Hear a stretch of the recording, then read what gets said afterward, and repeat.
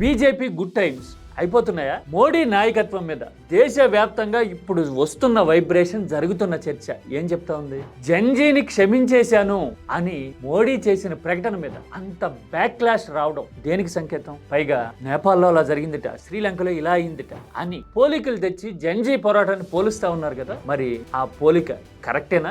ఈ క్వశ్చన్స్ అన్ని ఇప్పుడు మనందరిలోనే ఉన్నాయి కదా. మనందరిలో అంటే తెలుగు వాళ్ళలోనే కాదు, దేశం అంతా ఉన్నాయి కదా. మరి ఇలాంటి క్వశ్చన్స్ కి సమాధానం ఏంటి? పైగా చాలా మంది లోతుగా ఆలోచించగలిగిన వాళ్ళు ఈ మధ్యన ఒక పోలిక తేవడానికి ట్రై చేస్తా ఉన్నారు. 75 తర్వాత వెనకబడినట్టు కనపడిన ఇందిర మళ్ళీ ఎలా పుంజుకున్నారో మోడీ కూడా అలాగే బౌన్స్ బ్యాక్ అవుతారు అని అనడం కూడా కనపడతా ఉంది కదా. మరి ఇందిరకి మోడీకి పోలిక ఉందా? అంటే ప్రస్తుతం కనపడుతున్న క్వశ్చన్స్ మనకి గతం చెబుతున్న సమాధానాలు అన్నిటికీ మించి ప్రాక్టికల్ గా నెంబర్ల వారీగా ఎదురొచ్చి సాక్ష్యాలుగా కనబడుతున్న నిజాలు అన్నిటి గురించి మనం మాట్లాడుకుందాం. ఇది most comprehensive topic on present day political developments.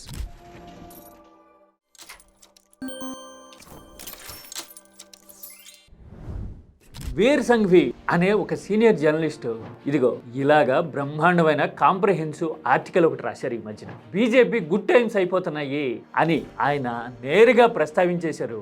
ఇందిరితో పోలిక ఎందుకు వస్తా ఉంది అనే విషయం మీద మాట్లాడారు. అన్నిటికీ మించి జనం మనోగతం, మరీ ముఖ్యంగా యూత్ మైండ్ సెట్ దేశానికి ఏం చెప్తోంది అని point by point with data ఆయన అనలైజ్ చేసిన తీరు బహుశా ఈ మధ్య కాలంలో నేను చూసిన one of the finest, no doubt about it. చూడండి, మొదలు పెట్టడమే మోడీ చరిష్మానే ఇంతకాలం బీజేపీని బతికిస్తోంది, నడిపిస్తోంది, గెలిపిస్తోంది అని ప్రస్తావించారు. కాదనలేని నిజం కదా. పైగా మోడీ హైతో ముమ్కిన్ హే ఇలాంటి స్లోగన్స్ వింటూ ఉంటాం, చూస్తూ ఉంటాం కదా. అంటే దాని అర్థం ఏంటి? కేంద్ర ప్రభుత్వం కంటే, అధికారంలో ఉన్న బీజేపీ కంటే, గైడెన్స్ ఇచ్చే సిద్ధాంతకర్తల కంటే కూడా మోడీనే పోస్టర్ బాయ్, ఆయన్ని చూసే ఓటేయండి అని చెప్తున్నట్టు కదా, అడుగుతున్నట్టు కదా. అంటే మోడీ ఓరియంటెడ్ గా, ఒక నాయకత్వం ఓరియంటెడ్ గా, ఒక పర్సనాలిటీ ఓరియంటెడ్ గా 12 ఏళ్లుగా బీజేపీ నడవడం, ఎదగడం, గెలవటం చూస్తూ ఉన్నాం కదా. మరి ఇప్పుడు అదే పర్సనాలిటీకి ఛాలెంజెస్ ఎదురైతే, నెగిటివిటీ రావడం మొదలైతే, అసలు సామర్థ్యం ఎంత, పరిపాలనలో ఏం జరిగింది, ఎకానమీ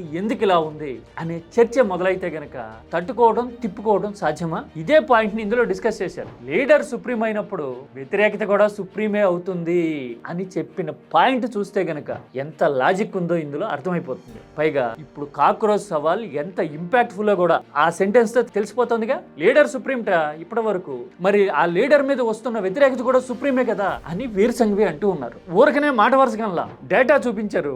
చరిత్రలో పరిణామాలతో బ్రహ్మాండంగా ప్యారలల్ లైన్స్ డ్రా చేశారు, పోలికి తెచ్చారు. చూడండి, మొదట్లోనే చెప్పారు 2024లోట బీజేపీకి 34% ఓట్లు వచ్చినాయి. సరిగ్గా 20 ఏళ్ల కిందటి పరిస్థితి అంటే 2004తో పోలిస్తే బీజేపీ 10 నుంచి 11% ఓట్లు ఎక్కువ సాధించింది. బహుశా ఈ గ్రోత్, ఈ 10-11% గ్రోత్ అనేది మోడీని చూసి వచ్చిన ఓటు అని అనుకుందాం కాసేపు అని చెబుతూ, సరిగ్గా ఇదే టైంలో ట్రంప్ పాపులారిటీ కూడా అమెరికాలో 34% ఉందిట. ది ఎకానమిస్ట్ చేసిన సర్వేని వీర్ సింఘవి కోట్ చేశారు. మరి అమెరికాలో చూడబోతే ట్రంప్ కి వ్యతిరేకంగా ఇదిగో ఇంత ప్రొటెస్టులు నడుస్తా ఉన్నాయి. ఈ వీకెండ్స్ లో ప్రతి విధానంలోనూ ట్రంప్ ఫెయిల్యూర్ అని మాట్లాడుతున్నారు. పైగా ప్రతి విషయంలోనూ, ఎప్స్టీన్ ఫైల్స్ దగ్గర నుంచి ప్రతి విషయంలోనూ ఇదిగో ఇలా బాహాటంగా పరిపాలనా కార్యాలయాలు ముందే ఇలాంటి స్టాచ్యూలు పెట్టేశారు అనే విషయాన్ని ప్రస్తావించారు వీర్ సంఘవి. అంటే సేమ్ నెంబర్స్ ఉన్నా గానీ ట్రంప్ పరిస్థితి ఇంకా గడ్డుగా ఉంది. ట్రంప్ కి మోడీకి సాన్నిహిత్యం ఉందన్నట్టుగా ప్రొజెక్షన్స్ చేసుకున్నాం కదా. అందుకోసం లీడర్షిప్ మీద వచ్చే వ్యతిరేకత ఏ స్థాయిలో ఉంటుంది, ఎంత ప్రభావవంతంగా ఉంటుంది అని చెప్పడానికి అమెరికాలో పరిస్థితి నిదర్శనం అని కోట్ చేశారు ఇక్కడ. ఆ తర్వాత ఇంత గడ్డుకాలం వచ్చినట్టు కనపడుతూ ఉన్నా గానీ ఇందరి తరహాలో బౌన్స్ బ్యాక్ అవుతారు అని కొందరు అనలిస్టులు చెప్తా ఉన్నారు ఈ మధ్యన. ఆ పోలిక ఎంత నిజం అనే విషయాన్ని వీర్ సింఘవి టచ్ చేసిన తీరు చాలా ఇంట్రెస్టింగ్ గా అనిపించింది. నేను కూడా ఈ మధ్యన కీటాక్స్ లో 1974 బై ఎలక్షన్ గురించి కోట్ చేశాను. బాంకీపూర్ ఫలితం చూస్తే నాకైతే ఒక బై ఎలక్షన్ గుర్తొచ్చింది. అదేంటో తెలుసా? జబల్పూర్ 1974. ఈ వీడియో చాలా మంది చూసింటారు కదా. సేమ్ అదే పీరియడ్ కి సంబంధించిన పోలిక వీర్ సంఘవి తీసుకొచ్చారు. అఫ్ కోర్స్ కీటాక్స్ అంత స్టాండర్డ్ తో ఉంటుంది అని ప్రొజెక్ట్ చేసుకోవడం ఇక్కడ ఉద్దేశం కాదు. చెప్తా ఉన్నా ఆ పీరియడ్ ఎందుకు ఇంపార్టెంట్, ఆలోచన గల ప్రతి ఒక్కళ్ళ దృష్టిలో అని చెప్పడం ఇక్కడ పాయింట్. ఇది ఇదిగో చూడండి, 1971 ఎన్నికల్లోట ఇందిరాగాంధీ ఆమెను పార్టీ నుంచి వెళ్ళగొట్టారు అప్పటికే. అయినా సరే సొంతంగా పార్టీని మొదలుపెట్టి 43% ఓట్లు సాధించగలిగారు. ఆమె అంత శక్తివంతమైన నాయకురాలు. అలా ఎవ్వరికీ సాధ్యం కాదు, ఎవ్వరూ పోల్చుకోకూడదు ఇందిరాగాంధీతో అంటూ ఉన్నారు. అర్థమైంది కదా మీనింగ్. ఆ తర్వాత అంత శక్తివంతమైన ఇందిరాగాంధీకి 73-74 వచ్చేసరికి పరిస్థితులు ఎదుర్కొట్టడం మొదలుపెట్టినాయి. జనంలో ఎంత నెగిటివిటీ వచ్చింది అంటే, లెక్క ప్రకారం 76లో ఎన్నికలు జరగాలి కదా, ఆ ఎన్నికలు జరిగితే ఓడిపోతాము అని భయమేసి ఆమె రకరకాల ఎత్తుగడల్ని తెర మీదకి తీసుకొచ్చి ఎమర్జెన్సీ వరకు వెళ్ళిపోయారు అనే విషయాన్ని ఇక్కడ కోట్ చేశారు. అంటే జనంలో వచ్చిన ఫీలింగ్ ని ఇప్పటి పరిస్థితులతో చాలా సెన్సిబుల్ గా పోల్చడానికి ఈ ఆర్టికల్ ట్రై చేసింది. కానీ ఎన్ని అటెంప్ట్స్ చేసినా 77 ఎన్నికల్లో ఆమె పార్టీ ఓడడమే కదా, ఆమె కూడా ఓడిపోయారు కదా. అంత బ్యాక్ క్లాష్ ని ఆమె ఎలాగ తట్టుకున్నారు? చరిస్మాటిక్ లీడర్, జనంలో బలం ఉన్న లీడర్ అవడం వల్ల 80 ఎన్నికల్లో మళ్ళీ ఎగైన్ చూడండి 43% ఓట్లు ఆమె వాపస్ తెచ్చుకున్నారు కదా. అంటే జనంలో ఆమె బెటరు అనే అభిప్రాయాన్ని సాధించగలిగారు. అది అందరి వల్ల అయ్యే పని కాదు అని చెప్తూ ఉన్నారు. ఎందుకంటే ఆల్రెడీ ఎగ్జిస్టింగ్ పార్టీ ఉండి ఐడియాలజీని గ్రౌండ్ లెవెల్ కి తీసుకెళ్లగలిగే మెకానిజం, యంత్రాంగం ఉండి ఫుడ్ సోల్జర్స్ ఉంటే వేరు. అలా కాకుండా సొంతంగా ఆమె పార్టీని స్థాపించి మళ్ళీ స్క్రాచ్ నుంచి బిల్డ్ చేసినట్టుగా చరిస్మాతో గెలిచిన హిస్టారిక్ ఫీట్ కదా 71 లాంటివి.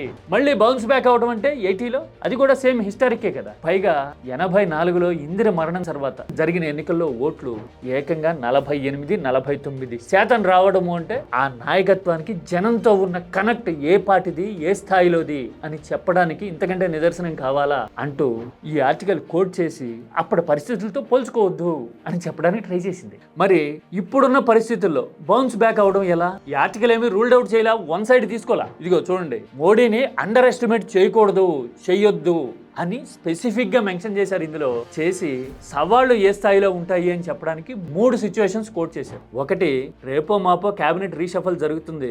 యంగ్ ఫేసెస్ ని, రిలేటివ్లీ జెన్జీ కాకపోయినా యంగ్ ఫేసెస్ ని క్యాబినెట్ లోకి తీసుకుంటారు. సీనియర్లని పక్కన పెట్టక తప్పని పరిస్థితి ఉంటుంది. అది బీజేపీలో లోకలోకలో పెంచుతుంది.